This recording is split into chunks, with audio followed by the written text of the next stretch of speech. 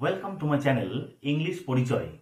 আজ আমি নিয়ে এসেছি তোমাদের জন্য narration change of imperative sentence and some exercises. চলো দেখে নেওয়া যাক কিভাবে আমরা ইম্পারেটিভ সেন্টেন্সের ন্যারেশন চেঞ্জ করব। প্রথমে দেখে নেওয়া যাক number 1, the gentleman said to the boys. ভদ্রলোকটি ছেলেদেরকে বলল স্টে হিয়ার, এখানে থাকো। তাহলে আমরা কি দেখে বুঝতে পারবো এটা হচ্ছে ইম্পারেটিভ সেন্টেন্স? এই যে এইটা দেখে বুঝতে পারবো ইনভার্টেড কমার মধ্যে যে বাক্যটা আছে তাকে তো রিপোর্টেড স্পিচ বলে, মানে কর্তা যেটা বলছে তাকে বলা হয় রিপোর্টেড স্পিচ।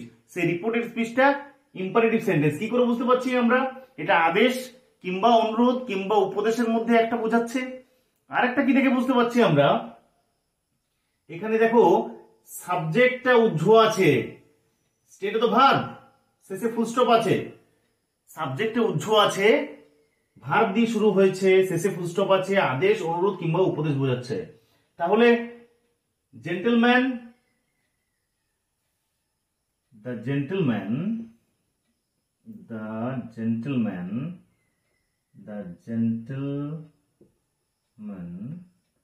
সেড টু, এই যে রিপোর্টিং ভার্বটা কিসে পরিণত হয়ে যাবে? এটা যেহেতু আদেশ বোঝাচ্ছে তাহলে কিসে পরিণত হয়ে যাবে? অর্ডারড। অর্ডারের পাস্ট টেন্স, এর পাস্ট টেন্স সেড, তাহলে অর্ডারের পাস্ট টেন্স অর্ডারড হয়ে গেল। Ordered the boys, order to the boys হয় না, অর্ডার দ্য বয়েজ। এখানে কি করতে হয়? ইনভার্টেড কমাটা উঠে গিয়ে ইম্পারেটিভ সেন্টেন্সে দ্যাট কিংবা ইফ বা হোয়াইদার তো বসে না, যেমন অ্যাসার্টিভ সেন্টেন্সে দ্যাট বসে, ইন্টারোগেটিভ সেন্টেন্সে ইফ কিংবা হোয়াইদার বসে। এক্ষেত্রে তো কোনোটাই বসে না, এক্ষেত্রে কি করতে হয়? টু ইনফিনিটিভ করতে হয়, টু প্লাস মূল ভার্বের প্রেজেন্ট ফর্ম, শুধুমাত্র টু ইনফিনিটিভ করতে হয়। টু যুক্ত মূল ভার্বের প্রেজেন্ট ফর্ম দিয়ে তো বাক্যটা শুরু হচ্ছেই। টু স্টে হিয়ার থাকলে কি হয়? দেয়ার হয়ে গেল। নেক্সট নাম্বার 2 লক্ষ্য করো, the doctor said to him, ডাক্তারটি তাকে বলল গিভ আপ স্মোকিং, ধূমপান ত্যাগ করো। তাহলে ডাক্তার নিশ্চয়ই তাকে উপদেশ দিচ্ছে, তাহলে উপদেশ দেওয়া বোঝাতে কোন ইম্পারেটিভ সেন্টেন্স? তাহলে আমাদেরকে কোন রুল ফলো করতে হবে? ন্যারেশন চেঞ্জের ইম্পারেটিভ সেন্টেন্সের রুল ফলো করতে হবে। তাহলে এই ক্ষেত্রে কি হবে? দ্য ডক্টর সেড টুর বদলে কি হবে? উপদেশ দেওয়া বোঝাচ্ছে তাই অ্যাডভাইসড হবে।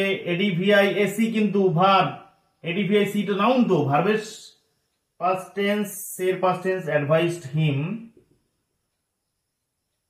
কি করতে হবে? টু ইনফিনিটিভ করতে হবে, কিছুই করতে হবে না। গিভ আপ একটা ফ্রেজাল ভার্ব যার মানে পরিত্যাগ করা, abandon. Two give up smoking, give up এর পরে মূল ভার্বের সাথে আইনজি যোগ হয়। দেখো এটা একটা ব্যবহার, জিরান যখন করাবো তখন বোঝাবো। The doctor advised him to give up smoking, doctor তাকে অ্যাডভাইস দিল কি করতে? ধূমপান ত্যাগ করতে। Next, Rita said to Pintu, Rita পিন্টুকে বলেছিল please give me your pen, দয়া করে আমাকে তোমার পেনটি দাও। তাহলে এই যে প্লিজ, কাইন্ডলি, পোলাইটলি, স্যার, এই সমস্ত সম্বোধনগুলো যদি থাকে তাহলে বুঝে নেব সেটা হচ্ছে ইম্পারেটিভ সেন্টেন্স। ইম্পারেটিভ সেন্টেন্সে কি বোঝাচ্ছে?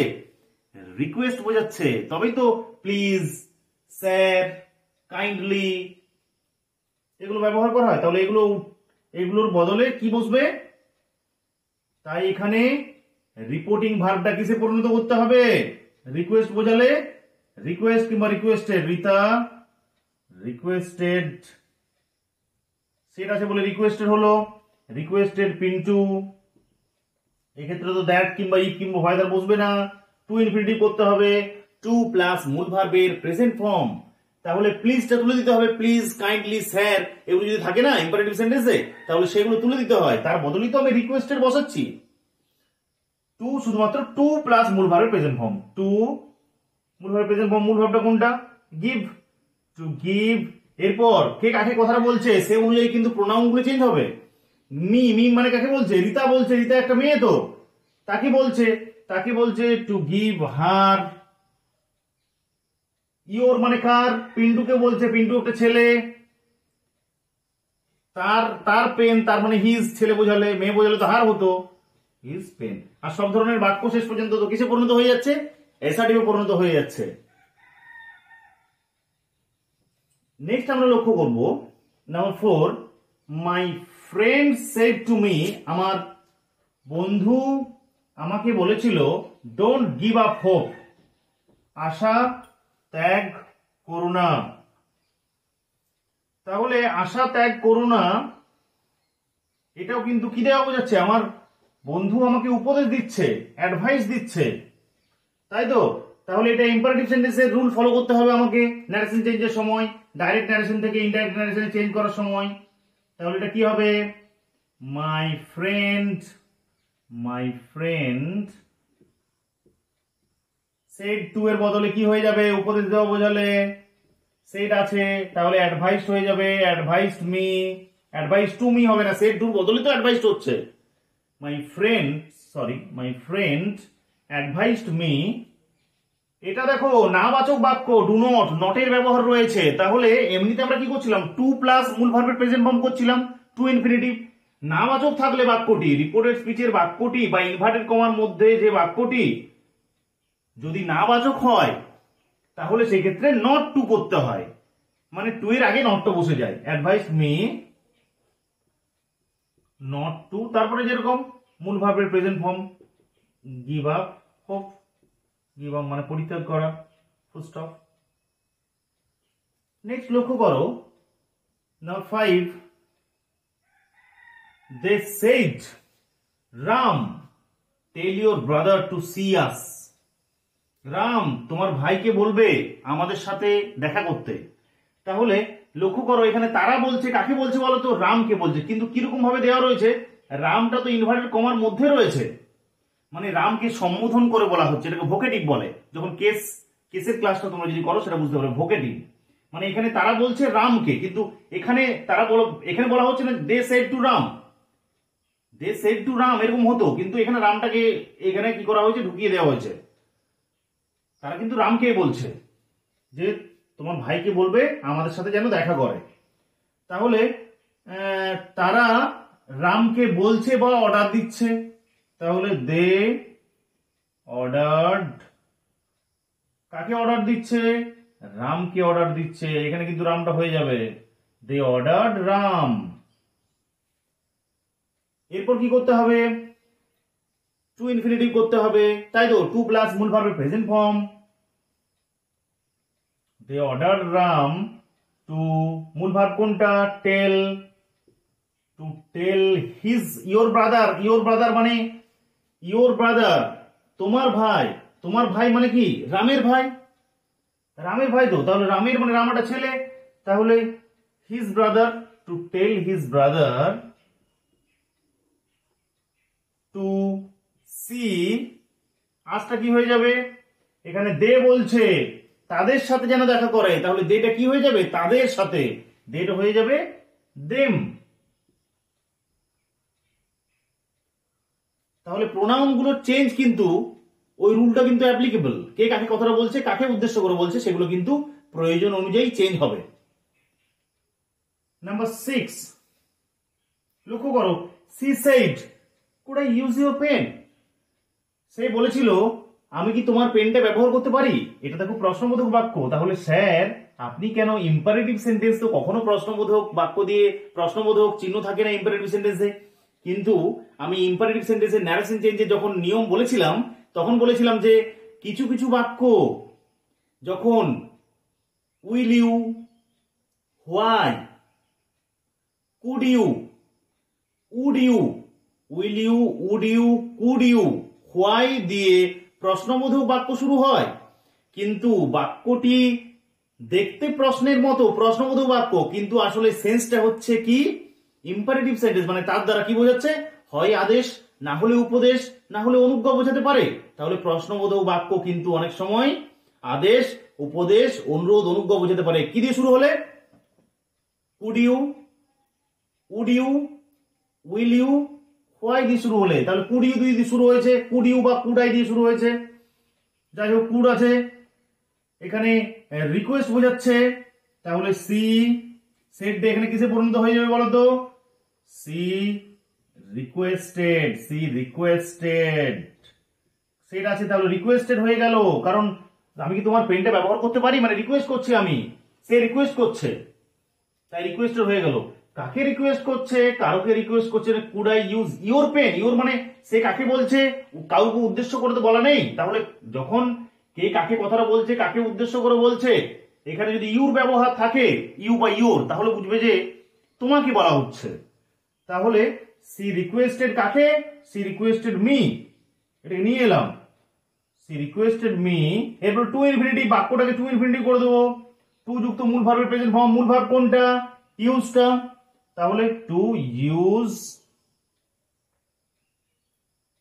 কার পেন, সে রিকোয়েস্ট করছে তো আমাকে, তাহলে মাই পেন। নেক্সট লক্ষ্য করো, number 7, I said to Ram, আমি রামকে বলেছিলাম লেট আস প্লে ক্রিকেট, চলো ক্রিকেট খেলা যাক। আমি ইম্পারেটিভ সেন্টেন্সে যখন নিয়ম বলেছিলাম ন্যারেশন চেঞ্জে, তখন বলেছিলাম ইম্পারেটিভ সেন্টেন্স সবসময় যে মূল ভার্বের প্রেজেন্ট ফর্ম দিয়ে শুরু হবে তার কোনো মানে নেই, যে স্টে দিয়ে শুরু হয়েছে, গিভ, প্লিজ থাকবে, এমন কোনো মানে নেই। ইম্পারেটিভ সেন্টেন্সে অনেক সময় লেট দিয়ে শুরু হতে পারে। যখন ইম্পারেটিভ সেন্টেন্সটা লেট দিয়ে শুরু হয় এবং তার দ্বারা কোনো সাজেশন বা প্রপোজাল বোঝায়, মানে প্রস্তাব বোঝায়, তাহলে সেক্ষেত্রে রিপোর্টিং ভার্বটা, মানে ইনভার্টেড কমার বাইরে যে ভার্বটা রয়েছে সেটা কিসে পরিণত করতে হয়, তখন কিন্তু রিকোয়েস্ট কিংবা অ্যাডভাইস কিংবা টোল্ড কিংবা আস্ক কিংবা এন্ট্রিট এগুলো হয় না। তখন সেই ক্ষেত্রে কি করতে হয়, তখন সেই ক্ষেত্রে রিপোর্টিং ভার্বটা প্রপোজ কিংবা সাজেস্টে পরিণত করতে হয়। প্রস্তাব বোঝালে লেট দিয়ে শুরু হবে, প্রস্তাব বোঝালে, সাজেশন বা প্রপোজাল বোঝালে, তাহলে আই সাজেস্টেড, সাজেস্টেডের পরে কিন্তু টু বসে, to Ram, advice to Ram হয় না, কিন্তু সাজেস্টেড টু রাম বা প্রপোজ টু রাম এটা হয়। এই ক্ষেত্রে কিন্তু ইম্পারেটিভের রুলটা ফলো করবে না যে টু ইনফিনিটিভ করতে হবে, টু প্লাস মূল ভার্বের প্রেজেন্ট ফর্ম করতে হচ্ছিল না। ইম্পারেটিভ সেন্টেন্সে ন্যারেশন চেঞ্জ করার সময় লেট দিয়ে শুরু হলে, প্রস্তাব বোঝালে, কিন্তু সেই নিয়মটা ফলো হবে না। এই ক্ষেত্রে সেই অ্যাসার্টিভ সেন্টেন্সের রুল ফলো হবে, মানে ইনভার্টেড কমাটা উঠে গিয়ে এই ক্ষেত্রে কিন্তু কি বসে, দ্যাট বসে, লেট দিয়ে শুরু হলে, প্রস্তাব বোঝালে। এক্ষেত্রে কিন্তু দ্যাট বসে, টু ইনফিনিটিভ হয় না, দ্যাট। এরপর সব ধরনের বাক্যতে শেষ পর্যন্ত, বাক্যটিকে শেষ পর্যন্ত অ্যাসার্টিভ সেন্টেন্সে পরিণত করতে হয়। ন্যারেশন চেঞ্জে তো আমি বলেছিলাম রিপোর্টেড স্পিচে যা বাক্য থাকুক না কেন শেষ পর্যন্ত সেটি সাধারণ বাক্যে পরিণত হবে। সাধারণ বাক্য মানে কি, সাবজেক্ট, সাহায্যকারী ক্রিয়া, মূল ক্রিয়া যা থাকবে তাই শেষে ফুল স্টপ। তাহলে let us play cricket, I suggested to Ram that, আজটাকে উই, আমরা, উই। এরপর একটা জিনিস মনে রাখতে হবে, লেট দিয়ে যদি বাক্যটা শুরু হয়, তার দ্বারা যদি প্রস্তাব বোঝায়, তাহলে লেটটা উঠে গিয়ে তার বদলে কি বসাতে হয়, শুড। মনে রাখবে এটা। সাবজেক্ট ভার্ব অবজেক্ট তো বসিয়ে নেবো, আগে সাবজেক্ট বসালাম, তারপরে শুড, লেটটা উঠে গিয়ে উই শুড, তারপরে যা আছে তাই, মূল ভার্বের প্রেজেন্ট ফর্ম তো রয়েছেই, কোনো চিন্তা নেই, শুড প্লে ক্রিকেট। এখানে কিন্তু মূল ভার্বটা চেঞ্জ হবে না, শুধু লেটটা উঠে গিয়ে শুড বসে, সাবজেক্ট লেটটা উঠে গিয়ে শুড, তারপরে তো মূল ভার্বের প্রেজেন্ট ফর্মটা এখানে দেওয়াই থাকবে, লেট যুক্ত অবজেক্ট যুক্ত মূল ভার্বের প্রেজেন্ট ফর্মটা দেওয়া থাকবে, আর বাকি অবজেক্ট দেওয়া থাকবে। নেক্সট লক্ষ্য করো, নাম্বার 8,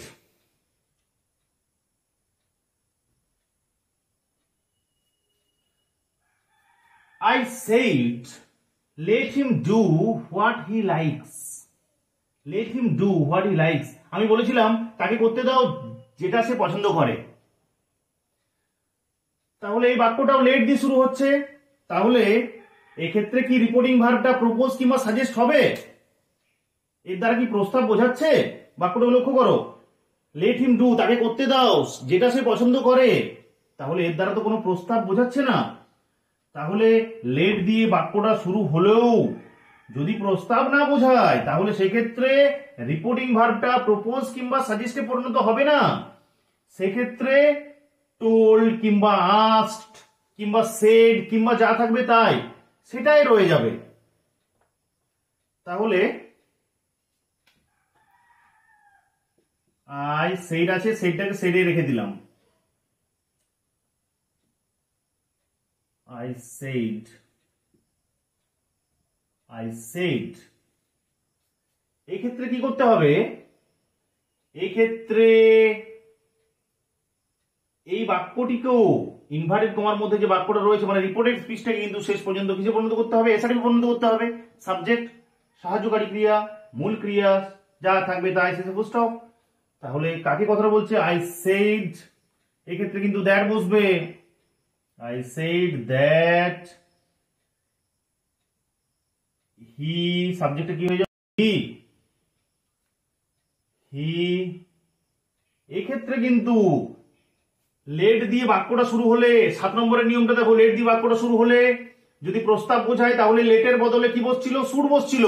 কিন্তু এই ক্ষেত্রে লেটটা উঠে গিয়ে মাইট কিংবা মাইট বি অ্যালাউড টু বসবে। যদি প্রস্তাব না বোঝায়, লেট দিয়ে বাক্যটা শুরু হয়, তাহলে মাইট কিংবা might be allowed to. I said that বা আই টোল্ড হিম দ্যাট করতে পারতাম। I said that he might, লেটটা উঠে গিয়ে মাইট, এরপর মূল verb, he might do what he লাইকসটা কিন্তু এখানে টেন্সের নিয়ম ফলো করতে হবে। রিপোর্টিং ভার্বটা পাস্ট টেন্সে আছে মানে রিপোর্টেড স্পিচটা কোন টেন্সে হবে? পাস্ট টেন্সে হবে। লাইকের পাস্ট টেন্স কি?